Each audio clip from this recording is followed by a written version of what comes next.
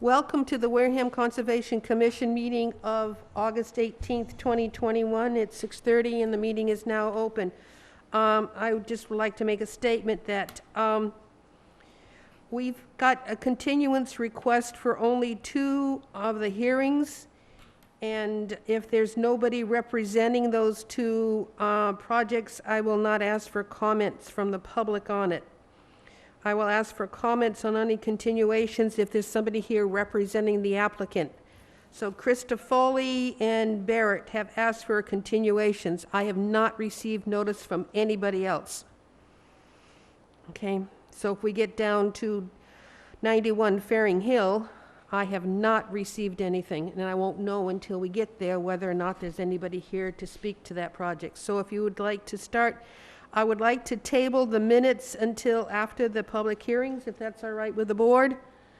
Yes. Yes. Agreed. Okay, so the, Notice, do you want to introduce yep, that? start it out. Aren't you going to give who's here? Oh, yeah, who's here? Denise, Michael, Agent Dave Pichette, Sandy Slavin, Elisa. No, come on. Elisa. Thank you, and Ron. We're here, 5 of us. Kwame and Carol are absent. Notice of public hearing.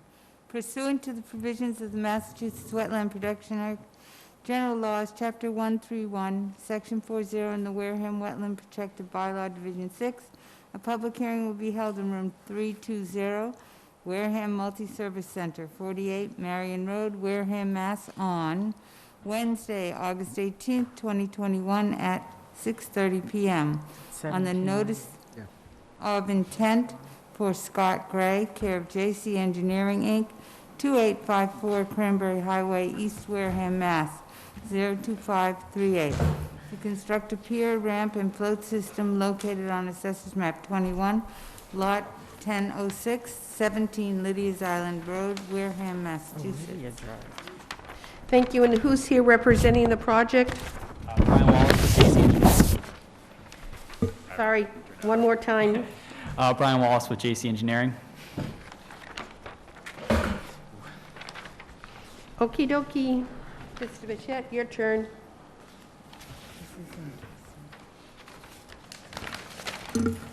This project site is at 17 Lydia's Island Road, and the project involves the construction of a pier, ramp, and float system within land under the ocean, within land containing shellfish, within a salt marsh, within coastal beach, and within a coastal flood zone.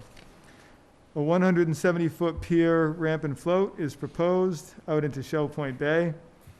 The proposed pier would require 22 pilings to be installed. The proposed float is 300 square feet in size. The project does appear to have the required water depth at low tide. Initial comments received from the harbor master did not support the project. I did get a comment today from the harbor master referencing a potential plan change, which I have not seen at this point in time and has not been submitted to the commission. And so his comments may change, or he may be okay with it based on these potential revisions. The Mass Division of Marine Fisheries did comment on the project also and had several concerns and stated that the project will result in the permanent loss of shellfish habitat and associated fisheries access. They had several other concerns as well, including concerns for prop dredging and lack of access to or for shell fishermen around the proposed pier structure. We did get a DEP file number, but at this time I would recommend a continuance until we see whatever further plan revisions or additional information is going to be submitted on this project. So our next meeting is September 1st. Thank you. Brian, anything to add? Thank you, Dave. I just wanted to add that, we are working, with the harbor master to kind of come up with a plan that he's comfortable with. As Dave stated, he's been in touch, and we are working on a plan that will address most of his concerns, and we'll get that in front of the commission as soon as we can. A few of those changes does include, centralizing the pier a little bit towards the middle of the existing deck there. increasing the length of the ramp so we can decrease some of the pilings, the number of pilings, and as well as making the float an L shape rather than going straight out, and that would also help reduce some of the number of pilings that we're proposing. And the one last thing, a comment that we know the harbor master had made was regarding lighting and adding that as a factor of safety for the dock itself. So on the next plan that you'll see in front of you, we'll most likely be running a conduit through to the pier and through so we can provide lighting as, again, just a factor of safety to address one of the concerns of the harbor master. With that, I did want to open up the public hearing just so we could get any initial comments from the commission if they had them. Otherwise, we'll be happy to continue to the next hearing. Thank you. Questions on the board? Elissa? I was just trying to see where the harbor master even mentioned lighting. Are you looking at, do you have a different document than we have? August 2nd?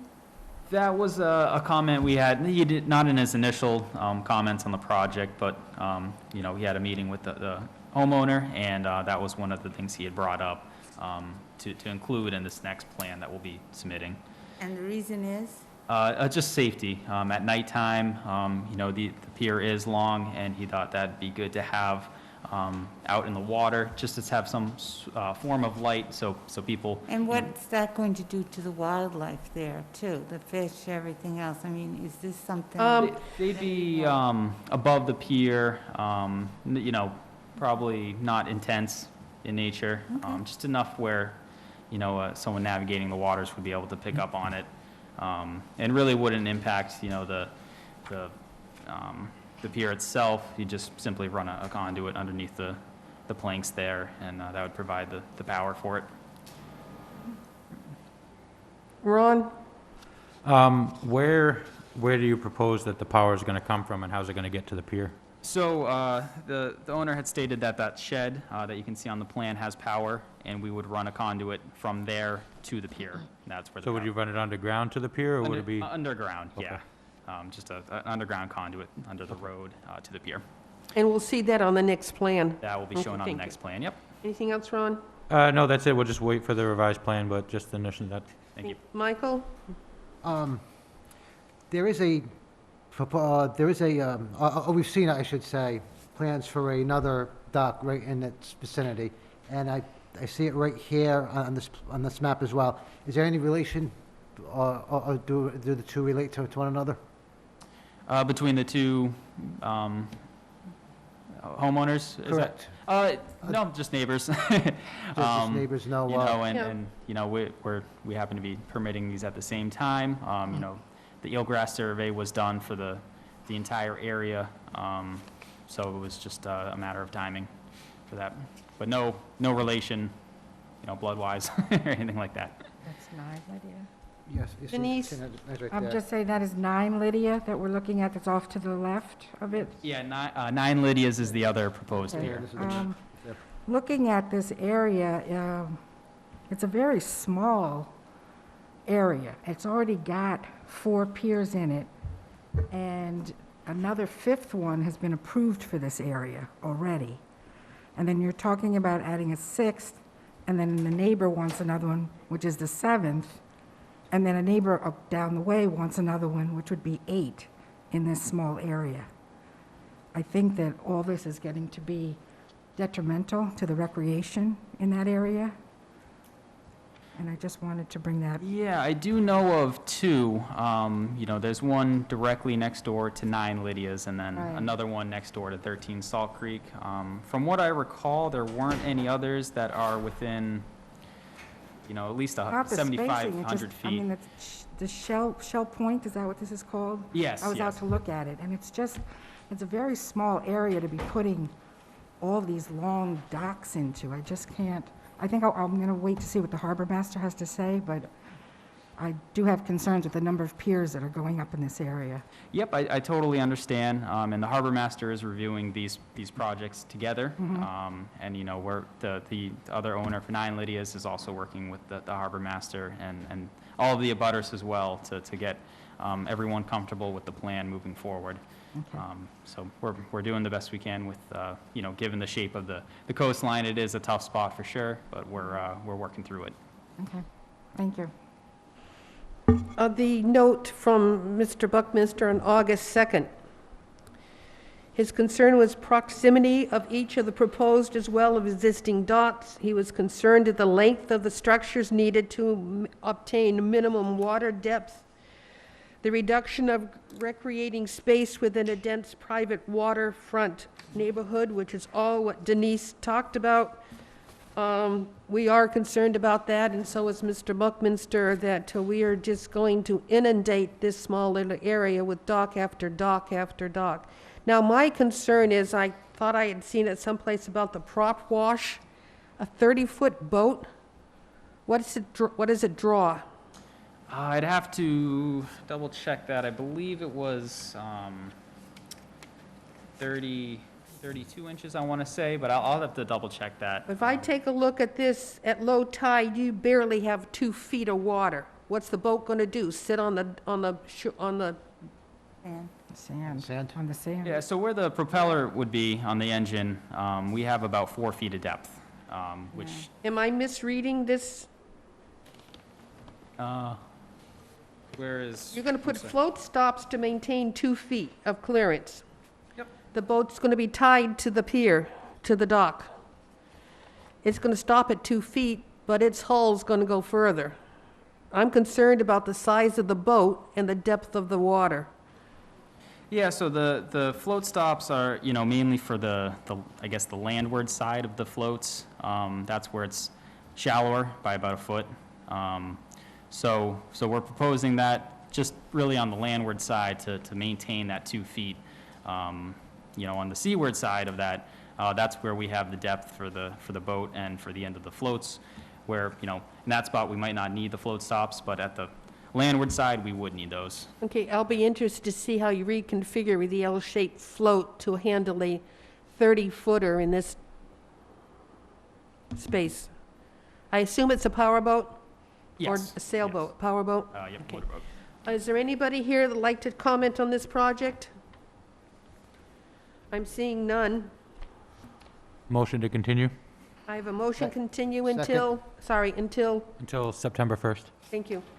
And second, Michael has a second. All in favor? Aye. Aye. Aye. Opposed, abstained, we're continued until 9/1. Thank you. Thank you. notice of public hearing pursuant to the provisions of the Massachusetts Wetland Protection Act, General Laws, Chapter 131, Section 40, and the Wareham Wetland Protective Bylaw, Division 6. A public hearing will be held in room 320, Wareham Multi-Service Center, 48 Marion Road, Wareham, Mass. On Wednesday, August 18th, 2021, at 6:30 PM on the amended order of conditions for Thomas Parento, care of Cape and Islands Engineering, Inc., 800 Falmouth Road, Suite 301C, Mashpee, Mass. 02649, House, correct. to request a plan change for reconfiguration of the dwelling and septic system layout located on Assessors Map 20, Lot 1035-B, 17 Over Jordan Road, Wareham, Massachusetts. And who's representing this project? Mark Dibb with Cape and Islands Engineering. Mark? Yes. Thank you. Mr. Bichette will read the project. Okay, so this project site is at 17 Over Jordan Road, and this project involved the construction of a single-family dwelling with septic system and driveway and other associated utilities and whatnot. And this is a project that we had approved, so there is an existing order of conditions. This request to amend the order of conditions is for a plan change. They would like to utilize a different footprint for the dwelling and also relocate the septic system. The general work area is in the same footprint. It's just a reconfiguration of the footprint and the septic system location. All of this is within a coastal velocity zone, but it's not in the buffer zone to the beach or any other resource areas. So I'm comfortable with the proposed changes as they have it. It would also result in some grade changes as well, as you can see where the septic system is. But again, I'm comfortable with the proposed changes and would recommend the issuance of that amendment. Thank you. Denise? I don't have any questions at this time. Michael? No questions. Ron? Is there a, is there a specific reason for the change in the original layout of the house? Was there something that is making this better than the first proposal? Nothing specific. I don't know. There was a project at 13 over Jordan, and there were just kind of footprints. They were exactly the same. This is just a final design of the house. It's nothing other than just, you know, Okay, so just- layout slightly changed as real house plans became available. Okay. That's all. Thank you. That's it. Elisa? Not at this point. I have no comments. Is there anybody in the audience that would comment on this project? I'm seeing none. Motion to close the hearing? Motion to close. Second? Second by Michael. All in favor? Aye. Aye. Aye. Opposed, abstained, the hearing is closed.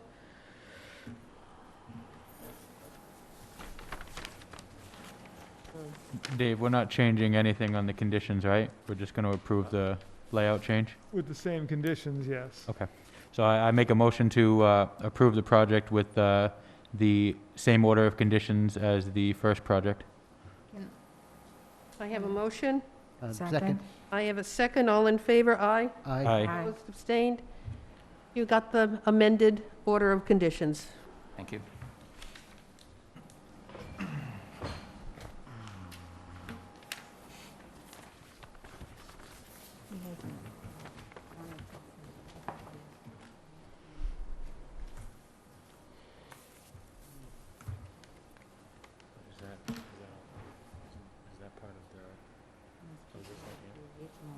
Yeah, it must be part of the original. I just didn't get it in there.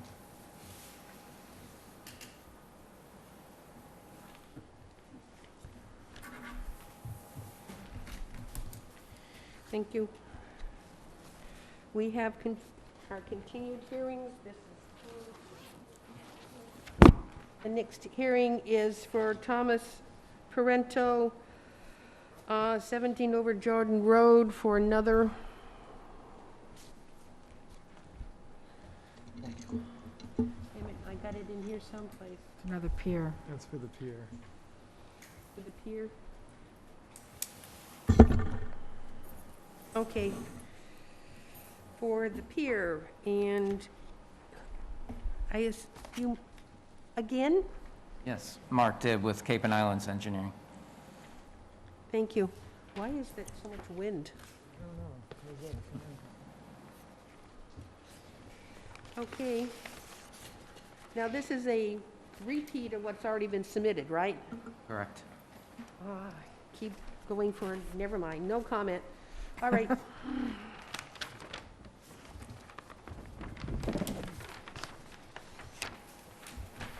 Mr. Bichette, please.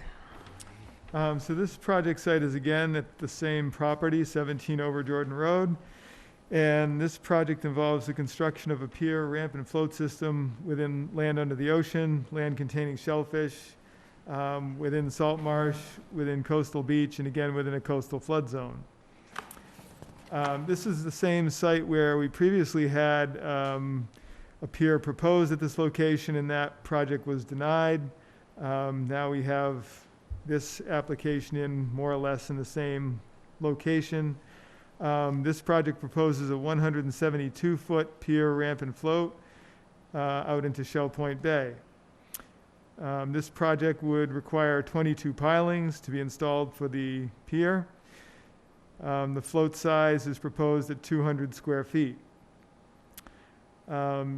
Originally, when this project was denied, the project was proposed to be approximately 50 feet longer than what it's currently being proposed. But I do now have a question about whether or not there's adequate water depth at low tide where they're proposing the float at this point.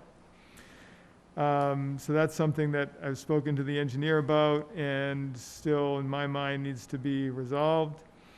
Initial comments from the harbor master, again, did not support the project, but I understand, again, there's been some discussion, and so the engineer did submit some potential plan revisions late or during the day today, so that was just sort of a sketch of potential plan changes, and so I still do want to resolve that issue about determining whether or not there's adequate water depth.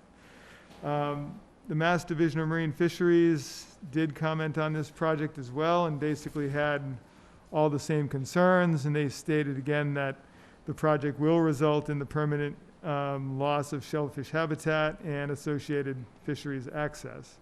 And the same concerns for prop dredging and lack of access for shellfishermen around the new pier structure. We do have a DEP file number for this project, but again, I would recommend this hearing be continued so we can look at some of this additional information and see if there's going to be a proposed plan change to make sure the water depth is adequate. I did also have a question about the eelgrass information. That does not appear to have been done during the normal time frame that is required, so that's another thing we're going to have to look at.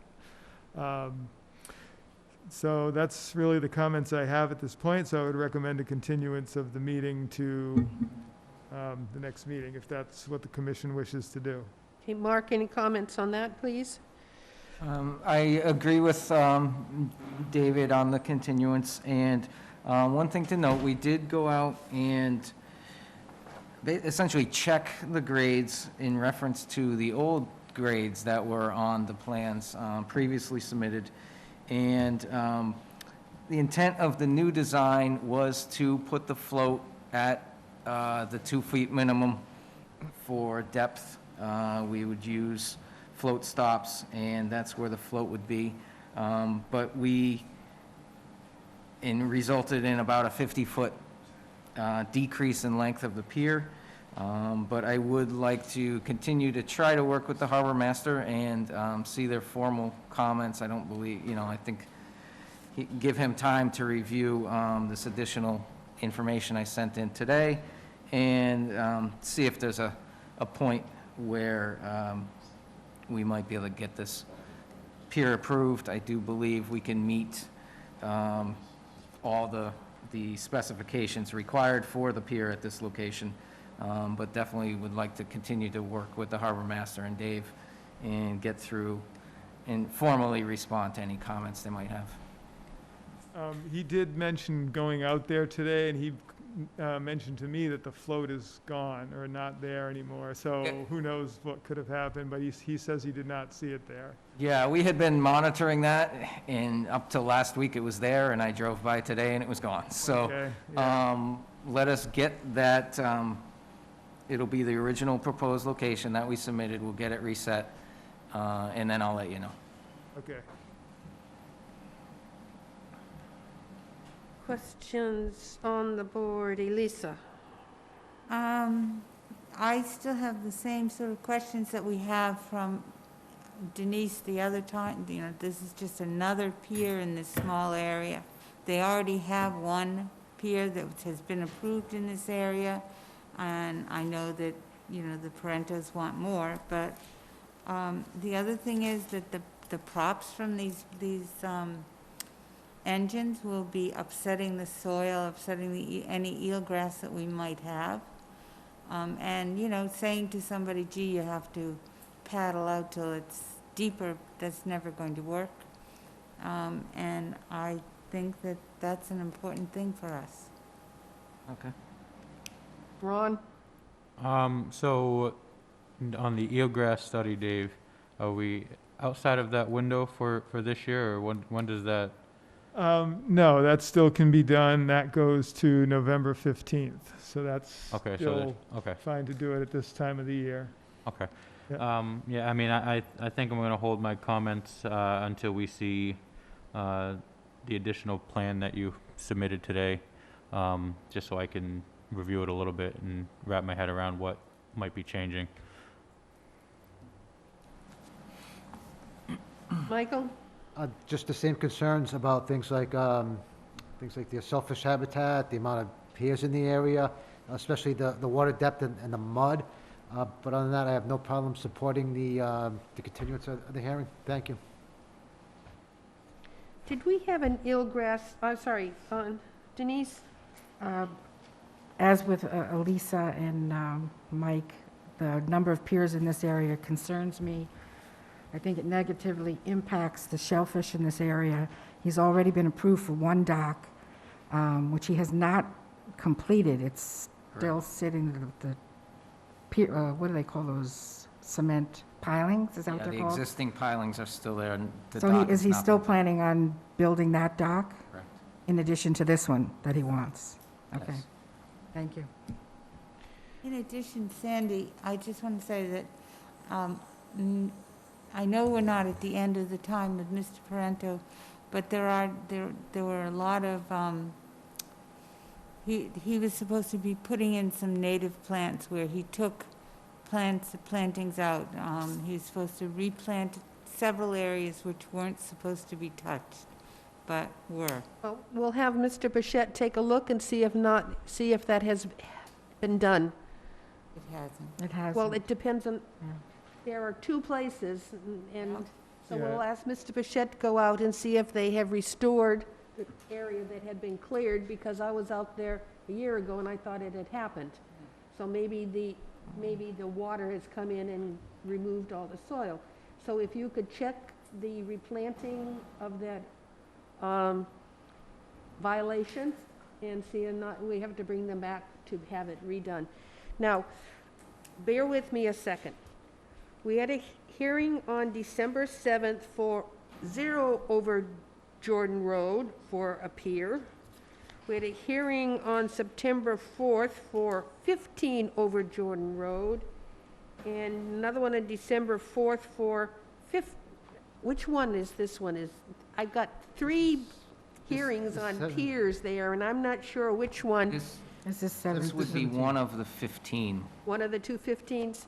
yes. So I have one here that says no on it, so I think that's it. Did we do an eelgrass? We did an eelgrass study back on 2019. Is that why we're looking for an updated one? Yes. Okay, That's, all right. okay, yeah, we referenced that one, but we'll get it updated. Is there anybody here that would like to speak to this project? Seeing none Motion to continue. until, September 1st, the next meeting, good? Or would you want more Yeah. time? September 1st? Yeah, we'll Meeting do, after that would just be another 2 weeks, so we're talking the 15th, I believe. Is that? we'll do September 1st and see if we can get through comments. Okay, so motion to continue to September 1st. I have a motion, and Second. I heard a second from Alyssa. All in favor? Aye. Aye. Aye. We are continued until 9/1. Thank you. Thank you. Thank you. The next continued hearing.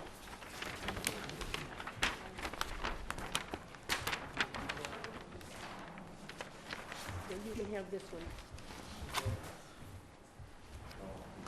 one.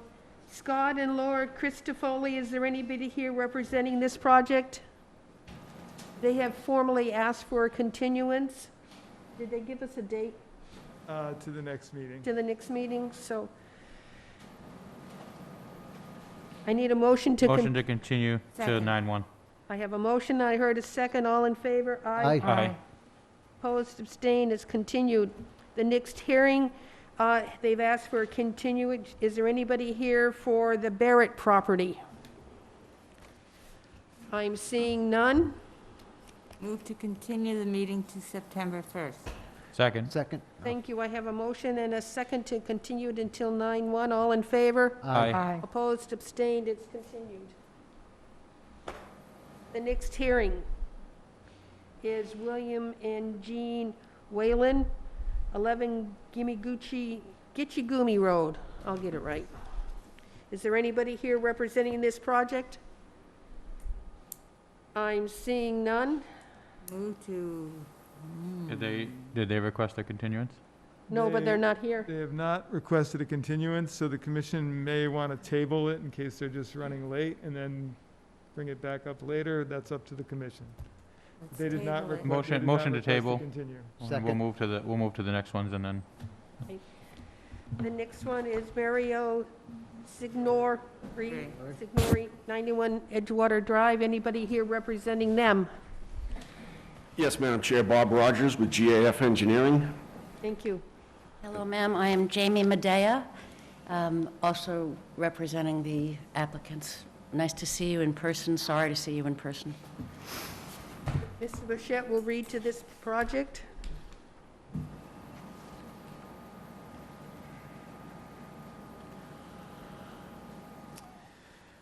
So we had a notice of intent submitted for this site, which is 91 Edgewater Drive. And again, the project involves the construction of a pier, ramp, and float at this site within land under the ocean, within land containing shellfish, salt marsh, and a coastal flood zone.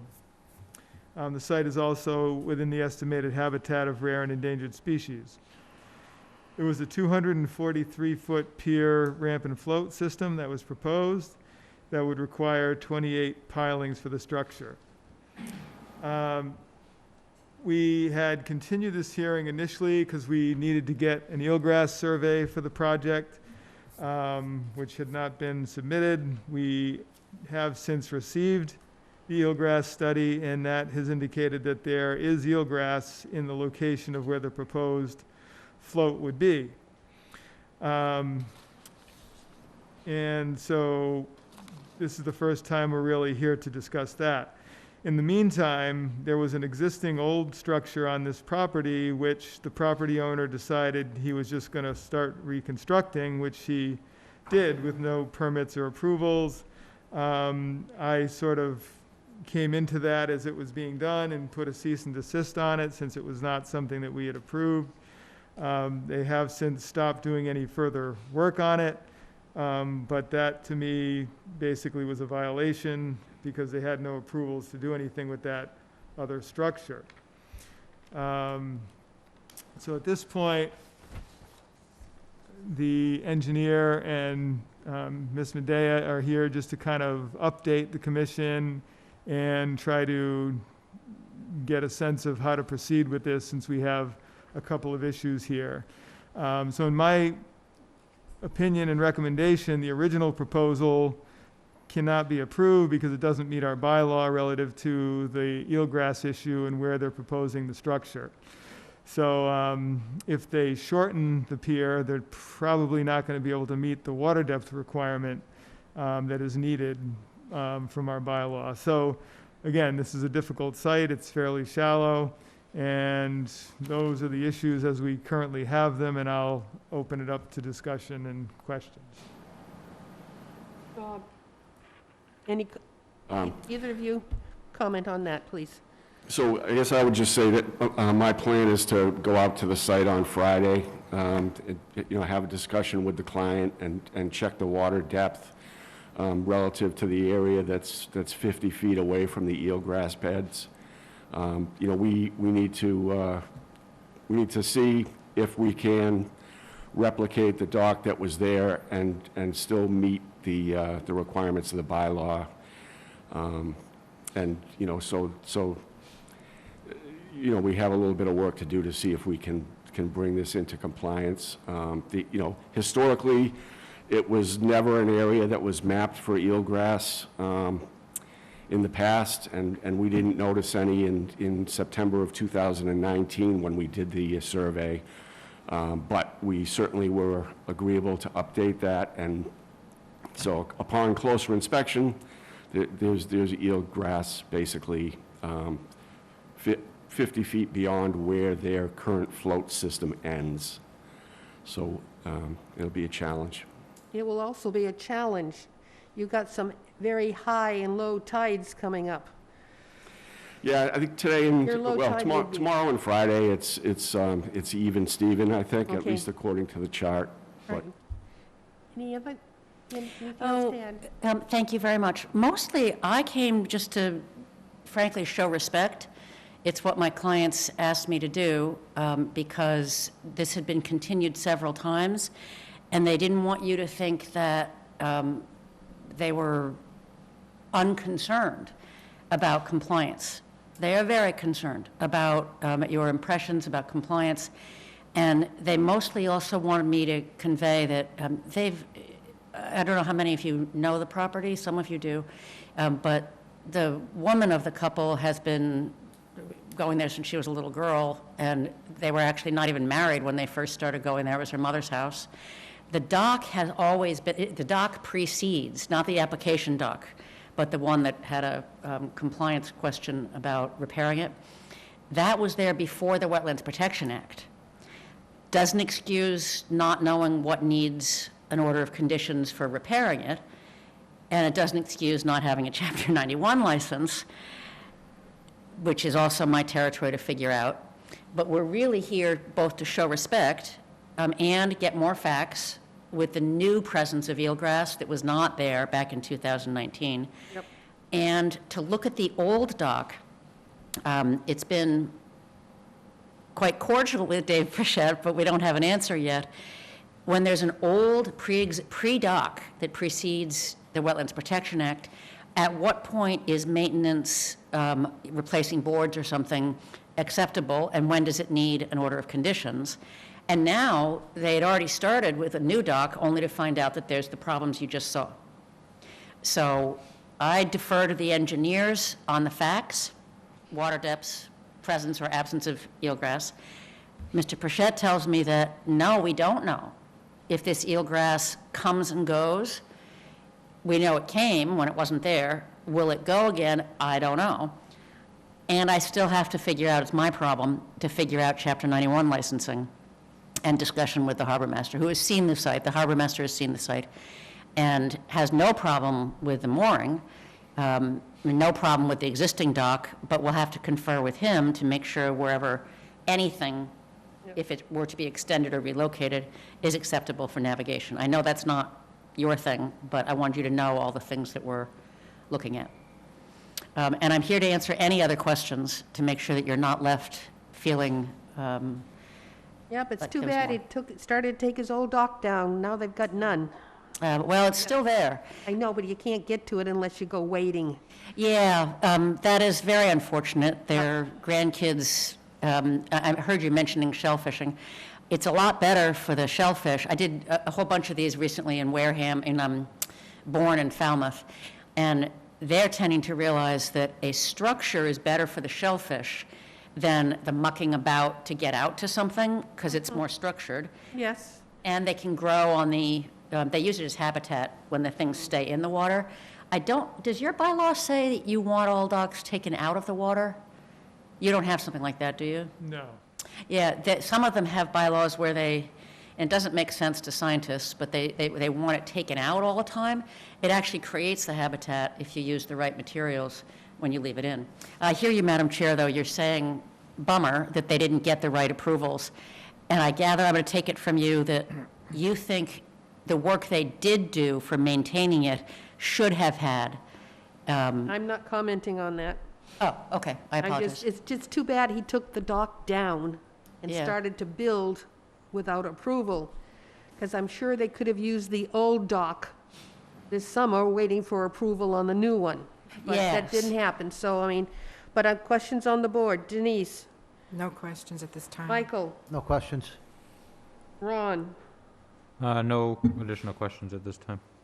Alyssa? I have one question, and that Yes, is, ma'am. if you have eelgrass 50 feet away from the end of your dock, how is that impacted by your props and all as you leave and you enter your dock? In other words, what do you do to protect the eelgrass, or does one do nothing and just let it go or come or whatever? But it seems to me if you had Yeah. something stirring up the bottom, Are you asking me? I'd be happy to answer. yes, I am. So this has come up before in my practice because I do a lot of dock-related things. And many cities and towns use that 50 feet for that reason. That's where they feel it's not a significant impact, if at all. And in some places, it's villager scallops that what the eelgrass is primarily beneficial to, and the 50 feet is sufficient for that. But also, I should turn to you, because I was surprised to hear this was an endangered species area, and I don't recall which endangered species is in this area. Does anybody remember? David? I don't Received a have letter. that specific information. If it happens to be right whale habitat, I think we know that's not a concern. But we are going to check into whichever one it is to make sure that it's not something impacted. They wanted me here for this very reason, to make sure anything that was on your mind got explored. So when you've done this 50 feet with eelgrass, say in Falmouth or Bourne or wherever else you're Yeah. making a dock, how, is that eelgrass still there in a year, 5 years, 10 years? Eelgrass moves without any relationship to boating. It just moves. But it would, but does it move by the irritant of having things uprooted or whatever? I'm terribly sorry. Could you repeat it? Sure. Does it, is it impacted by the boats? You know, are we seeing a change in motion of the eelgrass? So, you know, see. it would be in and out in Falmouth, maybe a cycle of Yep. 5 years. Once you get a dock in there, is the cycle then smaller? Is it like every 3 years, or is it like? That's a great question. And as well, how is the density affected?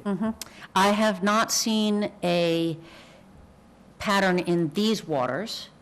What I have seen, and this is just me, this is no science specialist, but what I have seen is the greater the density in a really dense way of boats, I don't see eelgrass.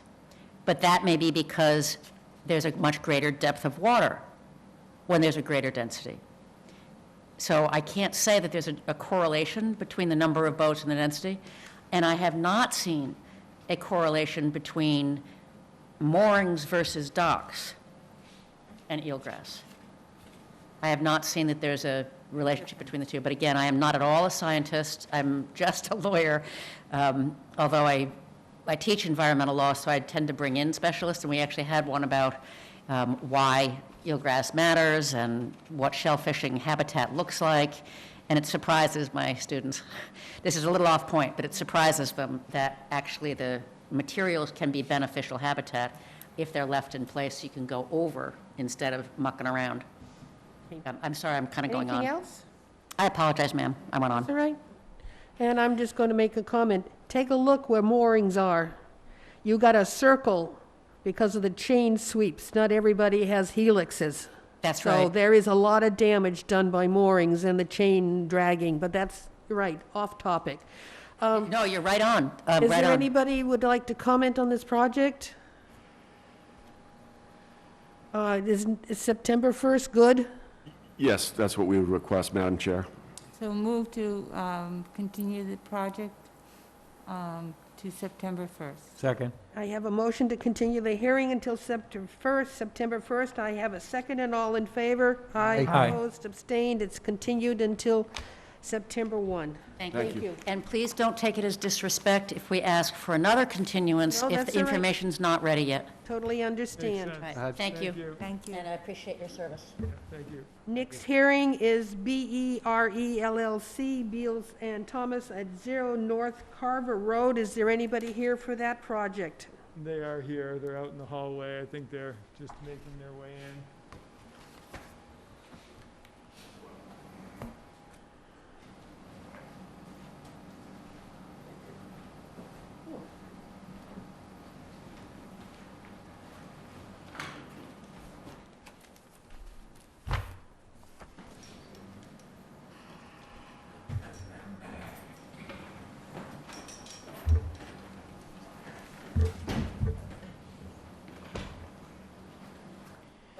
Thank you.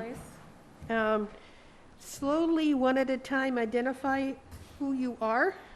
Good evening. For the record, Sarah Stearns with Beals and Thomas. I'll let you introduce yourselves. Ian Ward, New England Consulting Services. Brett Meredith, the property owner. Adam Schumacher of BERE LLC. Thank you. This is a continuation of the off North Carver Road hearing. Mr. Bichette?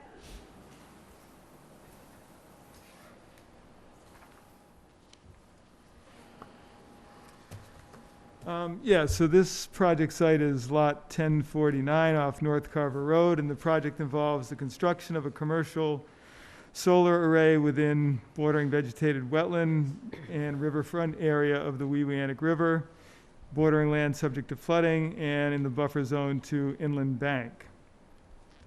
The project is also proposed within the 50-foot no activity zone under the Wareham wetland bylaw. We had continued this hearing because we had some comments about additional information that was needed relative to the alternatives analysis for the project because it was in riverfront area. We did get a submittal with some additional information on that.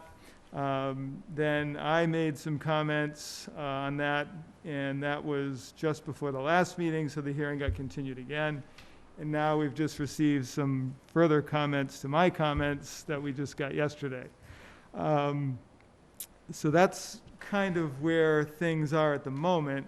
So what I guess I would just like to say, based on what I've seen thus far, and again, I would like to say the comments that were just submitted, obviously I still am digesting that, and that's going to take some time, but I do definitely still have some initial comments on that. So again, in my opinion, the alternatives analysis issue still is not addressed. I still believe it's inadequate. The project purpose here is a commercial solar project, not necessarily just a commercial solar project. It has to be a smart project, and therefore is only limited to this particular site. The overall project purpose is for a commercial solar array. So again, I think the alternatives analysis needs to be expanded as a result of that. There was also some comment about the DEP guidance document, and that some comments I made weren't consistent with that. Again, for the Commission's information, this is a guidance document. It's not a regulation. And it also is a guidance document under the Mass Wetlands Protection Act and not relative to the town's wetland bylaw. Also, statements that I did make are not inconsistent with the guidance, even though they're stating that some of my comments are inconsistent with that. And again, I'll go into that further once I have a chance to formalize comments beyond this meeting. Again, so I do believe the second set of supplementary information that was just received from Beals and Thomas does have a number of inaccuracies in it and includes statements that actually are not even relevant to this review. Things like how the town is going to benefit financially and so forth. Those things are not relevant to the Commission's review of a project like this. So again, these things need to be addressed more thoroughly in conjunction with the first supplementary information. And so I am going to be recommending a continuance for some of those issues.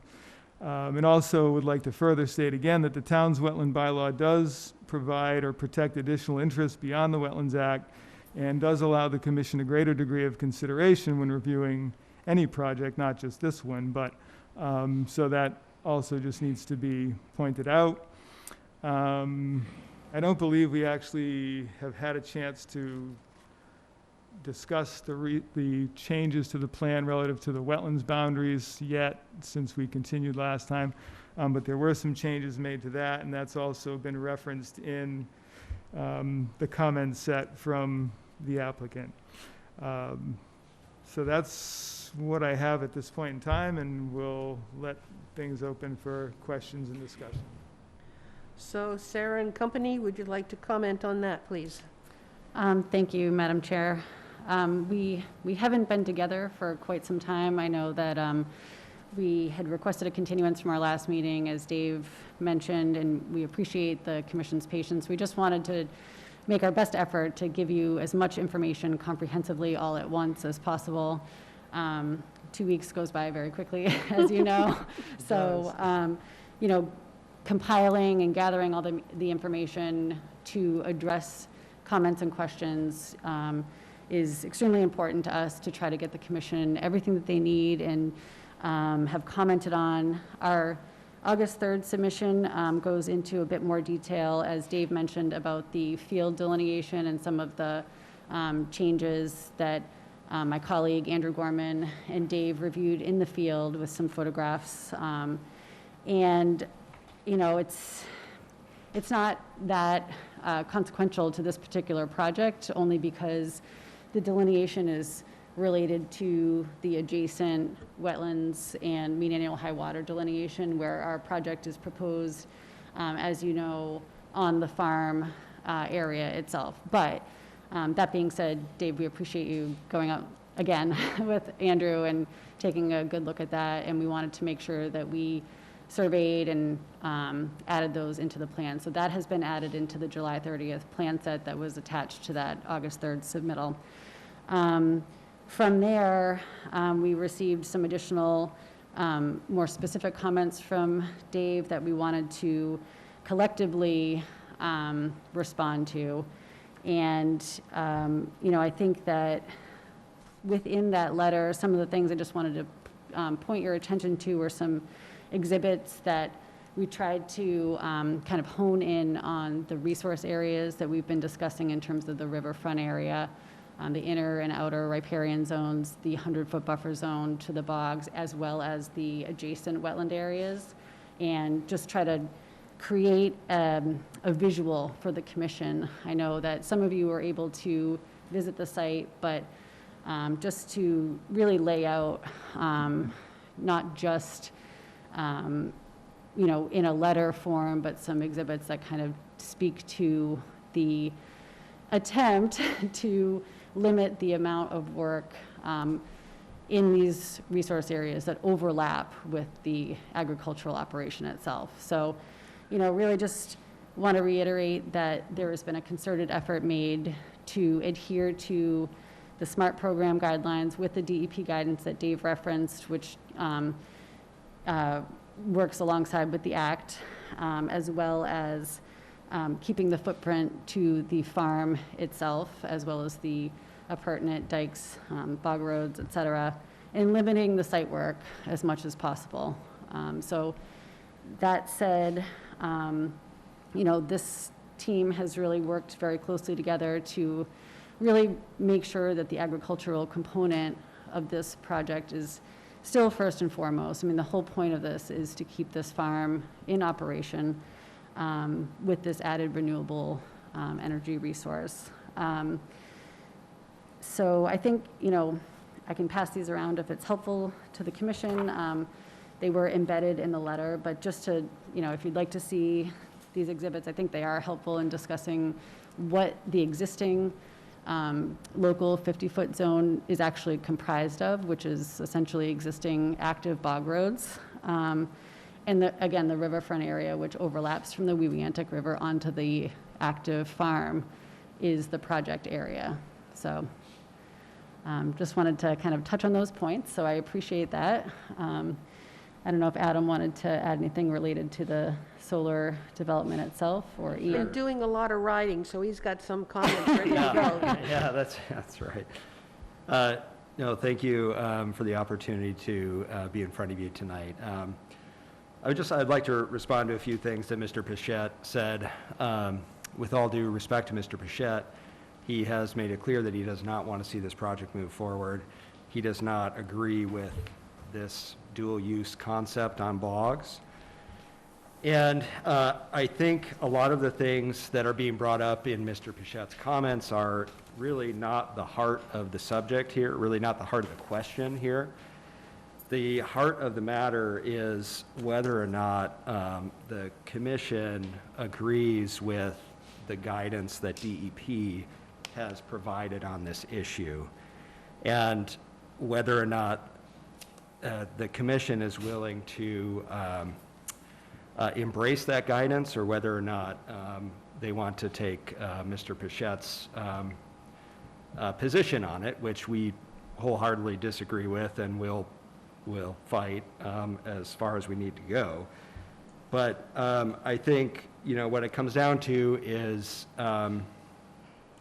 The DEP has said that dual-use solar in BVW will not impair the BVW's ability to contribute to the Wetlands Protection Act. Incorrect. That's not what it says. If you'd like, we can read that specifically, but it does not Sure, say that. let's read it. So for those members who may not have the guidance documents or have it in front of them, they do make reference to this in some of their comments, and I did email you This is the. that as well. Dave, did you email that out? I did, but I do have some copies of the The actual 54-page guidance thing. document if anybody, Can I have one, please? yeah, let me see, what did I do with those? Fair enough, I'd like one as well. If there are enough.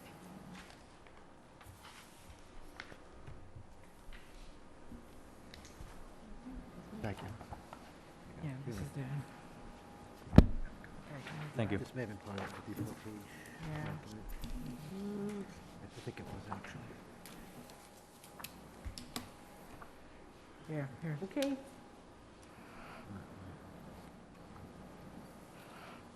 Yeah, it's right. This page. It's right here. I guess so. Destroy repair. Don't know exactly what section he's referring to.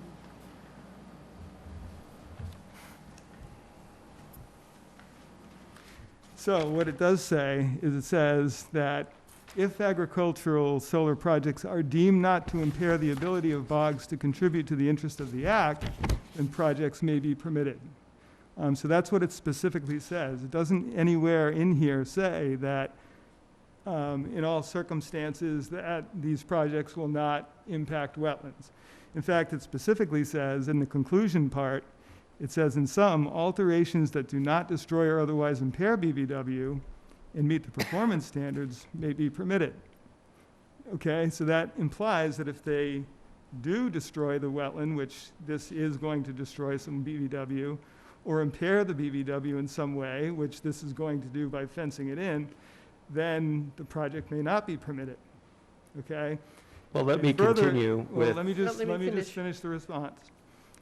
Further in the same paragraph, it says that by focusing on how cranberry bogs as managed agricultural resources are unique from other wetlands, it's reasonable to conclude in most instances that although solar installations in these bogs will alter the wetland, the alteration will not adversely affect the interests of the act. So again, the key phrase is in most instances. It doesn't anywhere in here say that in all cases that is the conclusion. so I think then the question is, does the commission believe that putting a dual-use solar project on a cranberry bog will prevent the cranberry bog from operating as a cranberry bog? Because let's remember that it is an active cranberry bog. It is not a natural wetland. But it It is is a- still BVW. And that's exactly why DEP came out with this guidance. Yep. Because they say that it can be considered differently and likely should be considered differently than a natural wetland.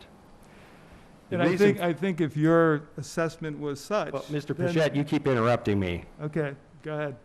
So what we're asking the commission to do is, or what we would like to ask you to do, is to please set aside, what we view as a lot of noise around this. And I think we really need to get to the heart of the issue as to whether or not a cranberry bog will not continue to operate as a cranberry bog with a dual-use solar array on it, even though we are required by the state and by presumably by an order of conditions to operate the cranberry bog as a cranberry bog for the duration of the project life. Can I respond? yes, please. So a couple things. If your assessment was such, then the guidance language would not say in most cases, it would say in all cases. What I said was it's up to the commission to determine that. That's correct, it is. But I'm just pointing that out to the commission. Further, there's more here to consider than just whether or not the bog is going to continue to function. Nobody's questioning whether the bog can continue to operate as a bog. There's other resource areas that we're talking about. There's riverfront, and there's certain values of the BVW that have to be considered, such as wildlife habitat. So there's different things that have to be considered, and that's strictly just addressing the Wetlands Act. That's not even considering the town's wetland bylaw, which goes beyond this guidance document and anything that the Act talks about. That's So I not think- true. Yes, it is true. It's absolutely true. Okay. And so this is why I think that the commission has to weigh this carefully, and why I definitely want to have some time to respond in writing in a clear statement about these issues, because I think they do need to be stated that way, and there are certainly a lot more issues than just simply what the guidance document says and how this project is going to impact these wetland resource areas. Any other comments? Yeah, follow-up question on that. Does the Wareham Wetlands bylaw have any further restrictions on, or further, what's the correct term I'm looking for?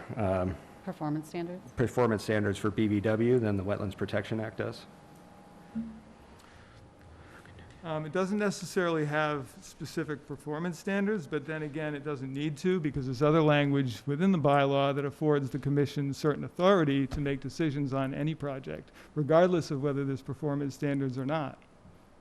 So it could be an arbitrary decision, is what Could you're be. saying? That doesn't seem like that would hold up well in court. Well, Well- that's something that the court would have to decide. Yeah. Okay, well, I think I would just like to, again, state that we have had the same project approved, the same design approved in 4 other towns, 3 of which have wetland bylaws. DEP has done its initial review of this project, has had no, or 1 minor comment in Carver, no comments in Wareham. And I think, you know, really the only other issue that Mr. Pichette brings up, other than whether the bog will continue to operate as a bog, is the issue of wildlife, protecting wildlife habitat. And when we're talking about wildlife habitat in this case, we're not talking about protected species. We're talking about common wildlife, raccoons and deer, as Mr. Pichette stated. And there's actually an exclusion under the Wetlands Protection Act, which carries over into the Wareham Wetland Bylaw, that allows a farmer to fence their entire property in order to prevent those exact wildlife from getting onto the farm. So tomorrow, Mr. Meredith could fence that entire property without needing any sort of approval from the commission. And there's a reason for that, which is to protect the farm, because those wildlife are not necessarily good for a farm. And so when Mr. Pichette speaks about maintaining this cranberry bog as habitat for raccoons and deer, we also need to take into account the rights of farmers under the Wetlands Protection Act, who have the right to protect their farm, and that is enshrined in the Act and the Wetlands Bylaw. And I mean, it's a clear overstepping of bounds to require, or, well, he can't require him to not fence Okay. the property, but I think we're getting a little Wait a second. off topic. Adam, what are the other 4 towns, and are they riverfront? one of them has riverfront, yes. Where's that town? Norton, Norton? And the other 3? Kingston, Plimpton, Carver, oh, and Plymouth. So actually, oh, that was an upland bog, so 4 in wetland. Thank you. Any other? Just a quick comment, the project in Norton, I believe, was denied by the commission and went through some appeals, and That is not correct. where does that stand? It was approved by the commission. We appealed it, and we went through the MIPA process, successfully through the MIPA process in riverfront area, and received our final certificate, and then a superseding order of conditions from the DEP. Right, so the initial approval had certain conditions in it that were extensive that you didn't agree with, and that's why you appealed it. That's correct. Yeah. Okay. Anybody else? Because I'm going to ask the board if they have any questions. Yes, I just Brett. would like the board not to lose focus that this is a farm first. I don't know, back 8 years ago, the Cranberry Growers Association formed a statewide task force with the political administration, DEP, MDR, to try to save the cranberry industry. You know, 8 years ago, we were getting $10 a barrel. Cost of production is 35, 36. You know, it's just not sustainable. You look at any farms in Massachusetts, they have to have some type of other income coming in. You can't just survive on farming anymore, unfortunately, in Massachusetts. Whether you have ag tourism, solar, farm stands, ice cream stands, it's not sustainable. You can't do it. So by them forming this task force, all the state different agencies, you know, the Growers Association had a lot to do with it. They made sure they dotted all their I's, crossed their T's to get this program started. A lot of hard work went into this from the growers and the association, and a lot of state representatives and senators, and it was an 8-year process to get to this. And to be able to do this is going to be able to keep my farm going. I have 5 full-time employees. It's going to be able to put food in their families, keep my family going. I think it's just an important thing. I think it's kind of a win-win for a farm here in Thank you. Massachusetts. Questions on the board? Alyssa?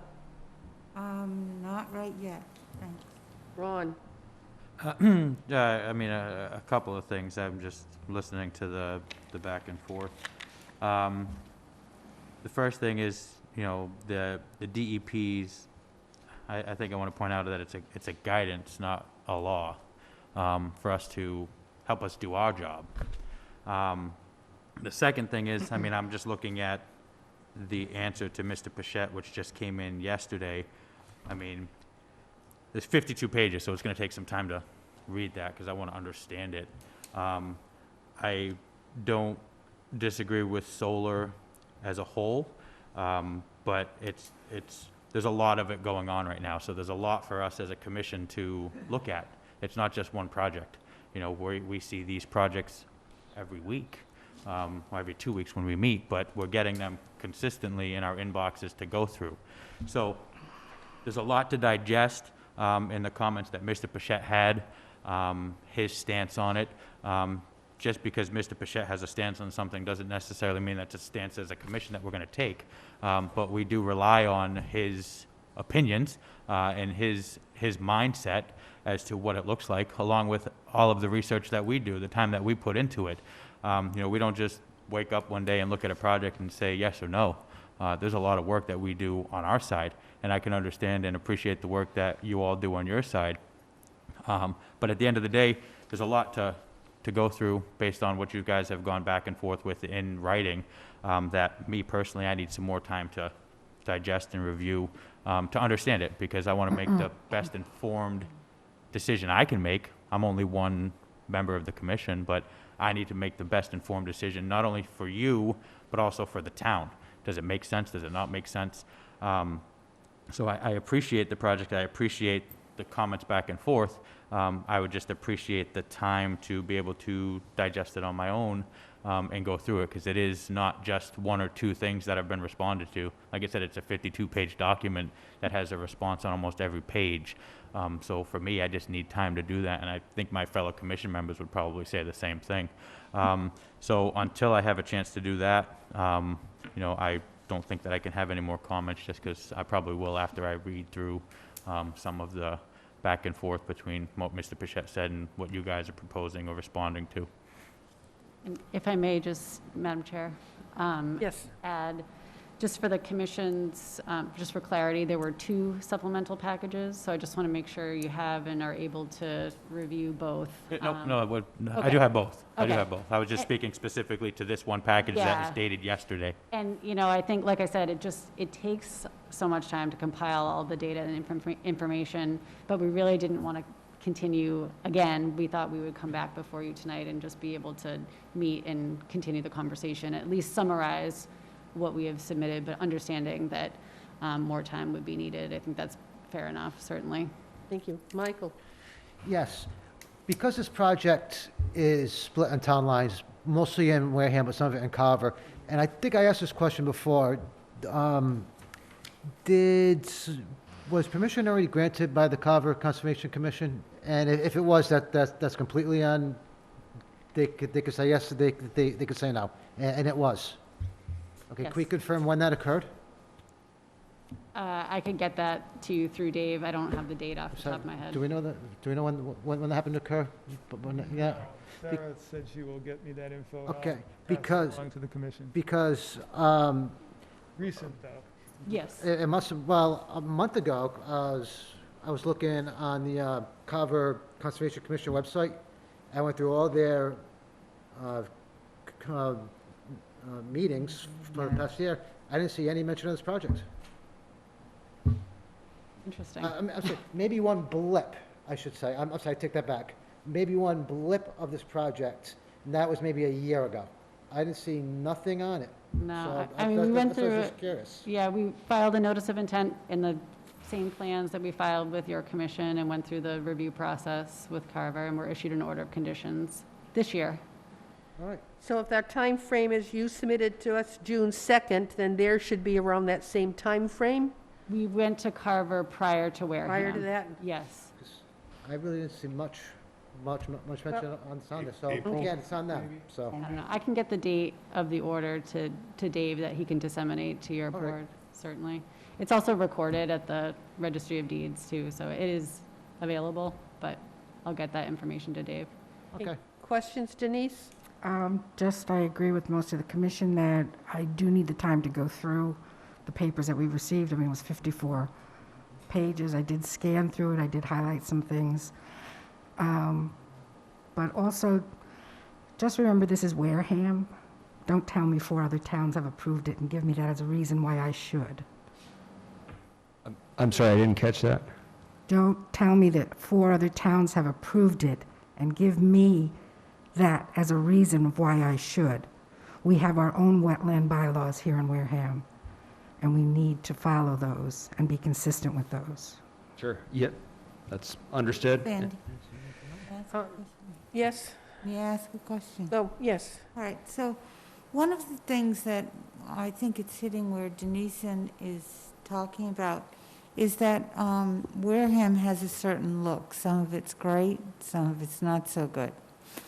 And I'm sort of wondering what the look of these solar arrays are going to do. Are we going to end up having fields with 10-foot posts going up for the arrays?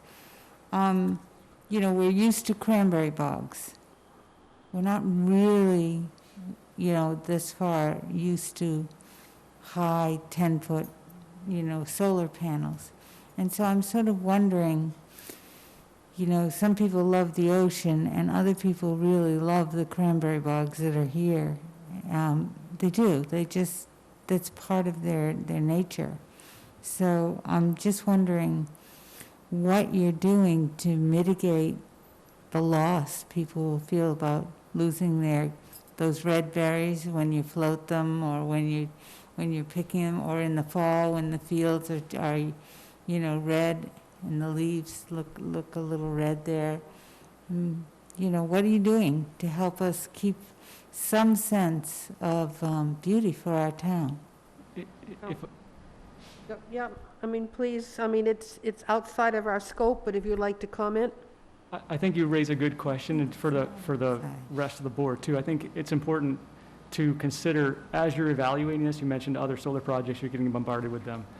I'm not sure how many other dual-use projects you've been presented with, but it is important that this is different from other projects. And the whole goal of this project is to keep this farm viable so that it's not, so that the bog stays a bog. And to your question about the red berries, everything, the plan that's been approved by the state, this has been thoroughly vetted by the state.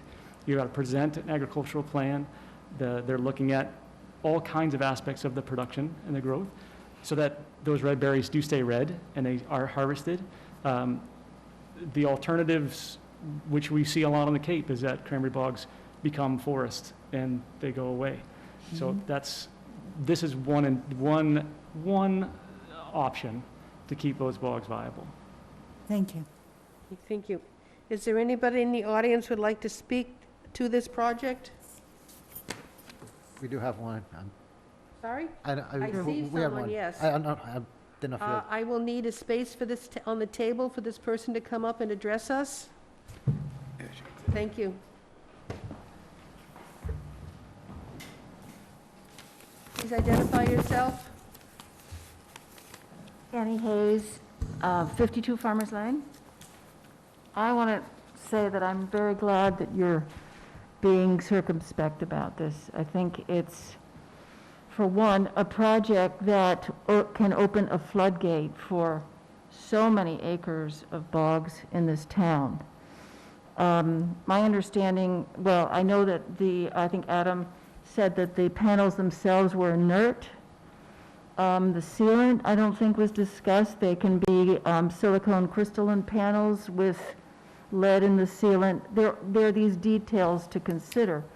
But whatever, I know I've spoken to Mr. Pichette, and he's talked about the pilings. I think they're 40 feet, is that correct? How tall are the pilings? How far are they driven into the earth? We won't know until we do the final engineering. I thought the number 40 was mentioned at one point, no? They're deep, and the top of the panel is going to be how high? 10 feet 10 feet. Anyway, the So piling, it was about 10 feet above the bog, for those that didn't hear the exchange before the two people out of, thank you. The pilings going into the bogs are an easy access for anything that comes off of the panels. So the infiltration to the river is extremely important.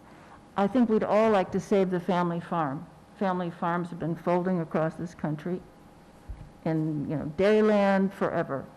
But that's not the issue. That's a political issue or a social issue. This is a wetlands issue. And I know that the other question I have is that I spoke to one of the owners or one of the principals of this company. Are you Entero? No. No, oh, okay. please address us. Yeah, I'm sorry. I thought Adam was the same person. But I was told by a person also in a company doing dual use that when he surveyed farmers on the Cape, cranberry farmers, some expected to grow the cranberries on the bogs, remained farming bogs. Some expected to grow vines, and some didn't expect to grow anything. I'm wondering what the criterion is for this to remain a dual-use project. I understand perhaps that it's 25 years of solar panels.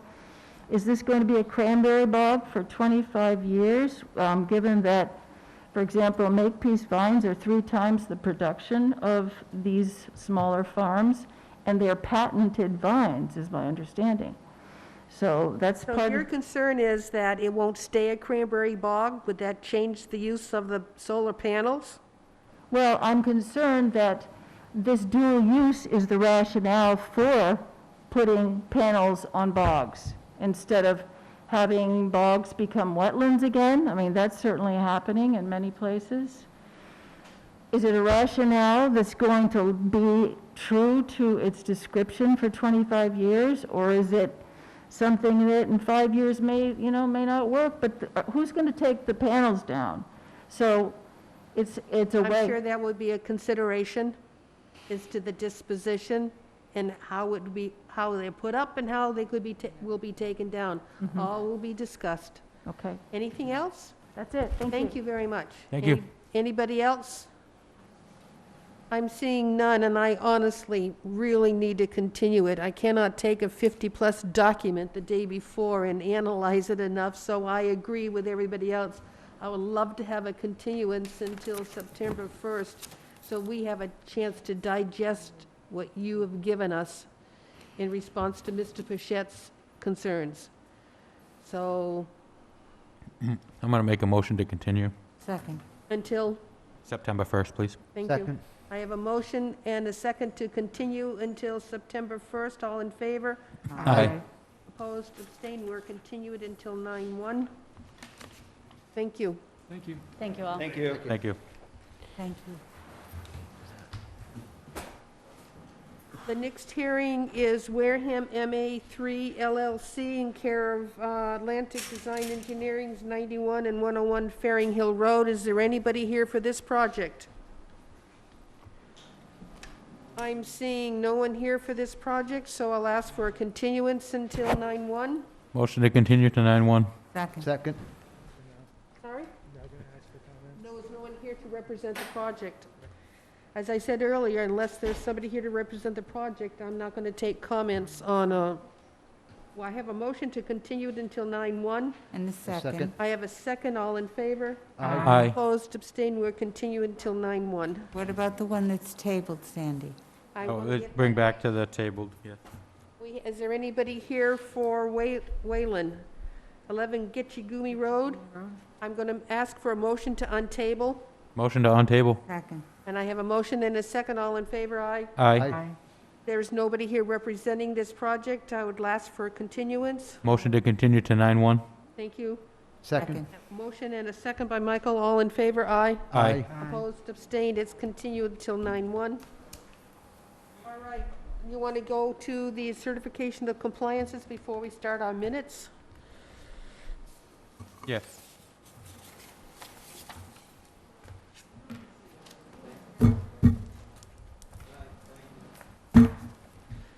The first certificate Aye. of compliance is at 4 Park Circle, and this was for a septic upgrade. That project has been completed according to the order of conditions, so I would recommend the issuance of that order of condition, certificate of compliance. Motion to accept the certificate. Second. I have a motion and second, all in favor? Aye. Aye. Opposed, abstained, it is approved.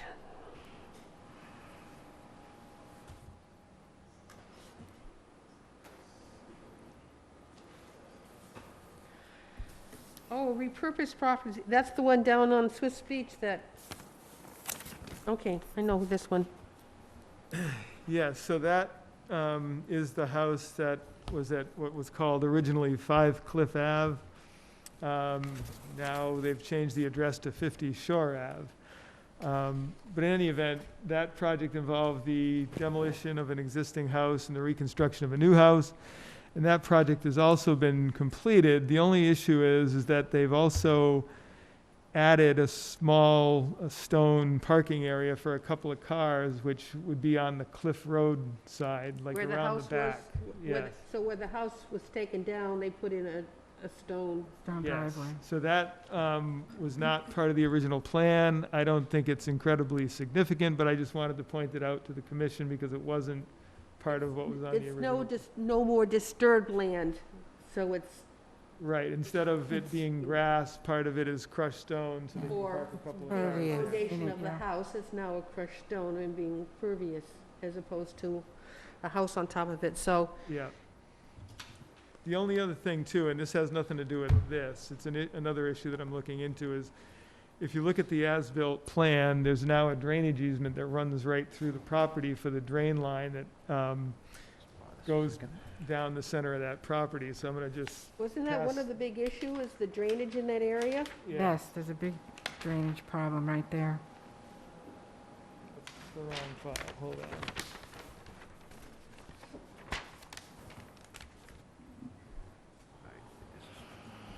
No, wait, me. I get to sign. I think this is from no project this far. Oh, certificate of compliance? You only need 4 signatures. Did they ever find the drainage from the storm water on Shore Ave? This is Yeah. no project, your name isn't on it? Okay. That's So me. now, All right. there's this new pipe that runs down the middle, and you have this drainage. Wait, I want to see. This is the proposed plan. The actual constructed plan is this one here. So this shows where the drain line was built, okay? And this is where the little parking area is back here. So, what difference does it make? This drain line, isn't that the same area? No, My- it's, My only this is question the was, T. and it doesn't have anything to do with the parking per se. yeah, There, I also received a building permit application from the new owners, who are not the original applicants.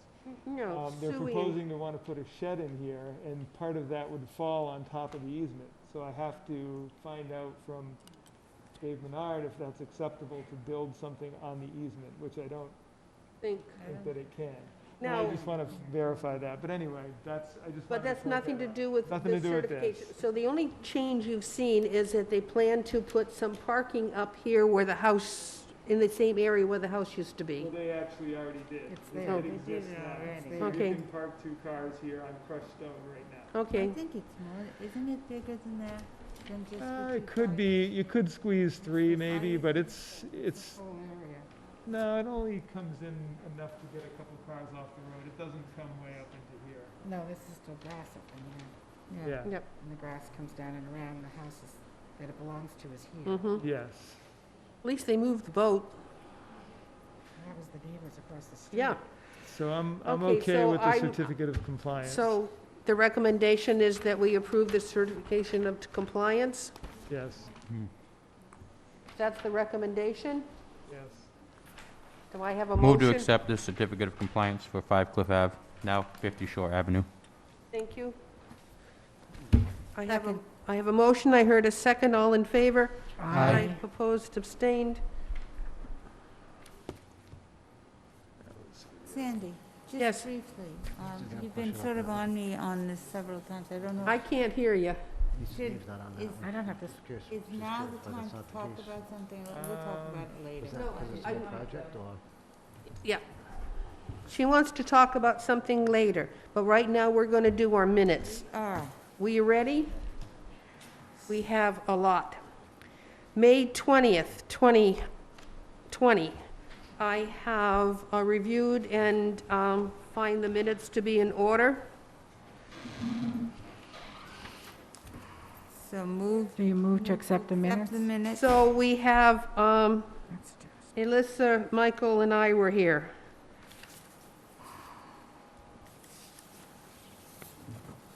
I need a motion to accept the, I didn't hear it. Sorry, Motion to accept the minutes. Motion to minutes. accept the minutes. And, Second. okay, all in favor? Aye. Aye. I only had 3 people here. Opposed, abstained? Denise, None. are I you, said yes, yeah, but are you approving or abstaining? approving. Okay. Did you see the tape to approve the minutes? I listened to it. You listened to the tape? Yeah. Okay, and, I'm going to abstain. okay, so it's 401. I have minutes on June 17th, 20. We had Alyssa, Michael, and myself, and I made a comment that Russ Cleclamp was here to talk about the sewer. Do you know if that was modified? No, I did not modify that yet, so we'll have to mark that up so I know to make that correction on the signed version before it gets Okay. sent to the clerk.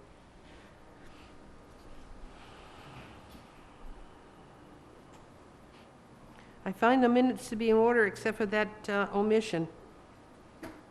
Move to accept the minutes with the omission that Dave's going to check on. That Dave will correct. Okay, so I have a motion. Second? I have a second. All in favor? Aye. Aye. I'm going to abstain from that one. Okay, so I have 3 opposed, abstained, 2, Abstain, yes. 302. The next set of minutes were from August 5th, 2020. Just Alyssa and I were here. I had several comments on it. And I did not get time to go there with the minutes. That one. Okay, so we will hold August 5th. Move that we hold August 5th Yep. until I get time to look at them. Okay, the next set of minutes were August 19th, 2020. So we had Alyssa, we had Ron, and we had Sandy. I find the minutes to be in order as presented. Second, A motion to accept the minutes thank you. of I have a 8:19. motion, and I heard a second. All in favor? Aye. Aye. Opposed, And abstained? I'll abstain. Abstained. 302. Next one was September 2nd, 2020. I read the minutes, and I find that the Whiteside hearing, there was no motion listed to close the hearing. It was missing in the minutes. I move that we accept these minutes with the correction that Sandy mentioned, adding a second. Is that it? Okay, I have a motion as to be modified. Second. I have a second. Let's see, me, Elissa, and Ron were there. All in favor? Aye. Opposed? Abstained? Abstain. Abstained. 302. Next set of minutes was September 16th, 2020. Alyssa, Ron, myself. I've read the minutes and I approve them as they are presented. Motion to accept the minutes of 9:16:20. Second, I have a motion and a second. All in favor? Aye. Opposed? Abstained? Abstain. I have minutes from November 4th, 2020. Alyssa, Ron, Michael. Okay, I've read them. I'm accepting them as presented. move, Motion to accept the minutes of 11:4:20. Second. I have a Second. motion and a second. All in favor? Aye. Opposed? Abstained? Abstained. 401. I have minutes of November 18th, 2020. I was able to, my note says we did approve 3 compliances, but the minute said we never discussed them. Which meeting is this? November 18. does that just mean that we sort of, Hmm? do we have to always have a motion on compliances? If we grant a certificate, then yes, you have to have motions, but I'd have to go back and look at the tape to see. So I will hold the November 18th minutes. December 16th, 2020, I reviewed them and I am comfortable with them, myself, Elissa, Ron, and Michael. Motion to accept the minutes of 12:16:20. Second. All in favor? Aye. Opposed, abstained? Abstained. Thank you. January 20th, 21.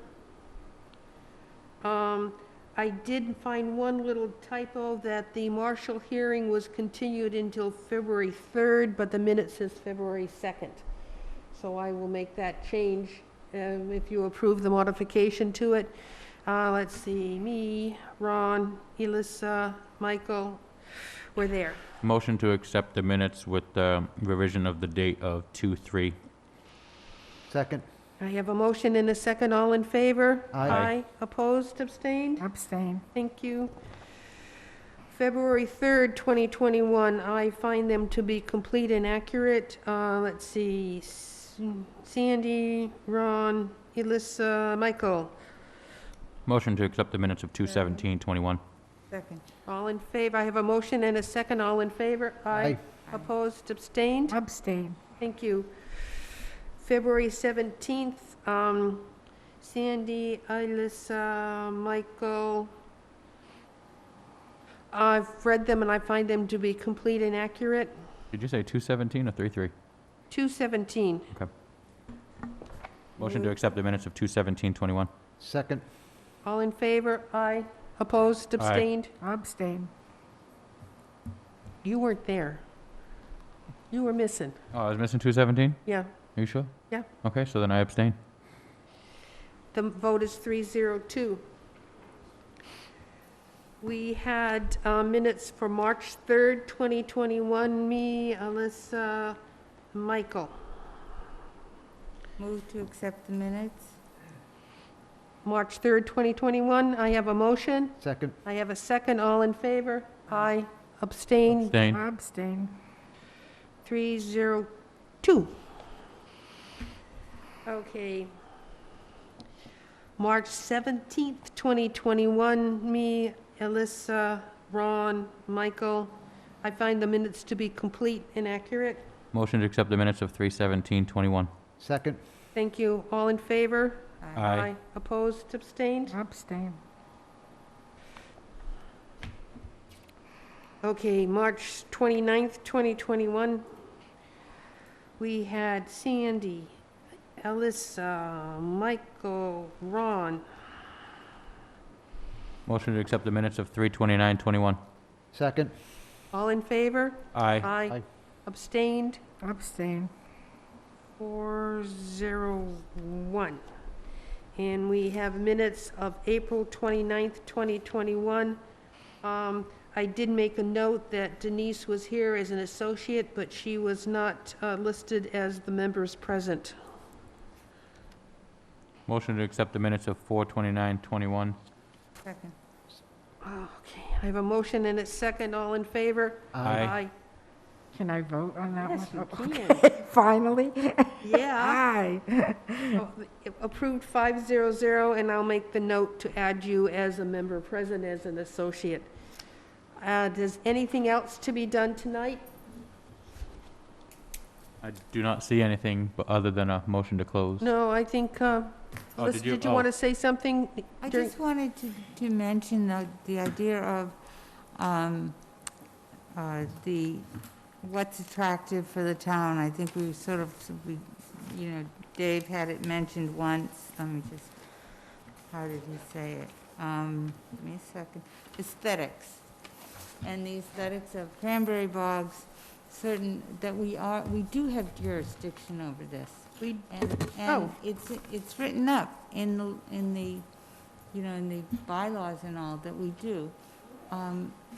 And That's correct. I You're think cons- that each time that I brought it up in the past. I've always said something. That's exactly right. And, I haven't made a huge issue of it, but I guess I Okay, am tonight. then I apologize.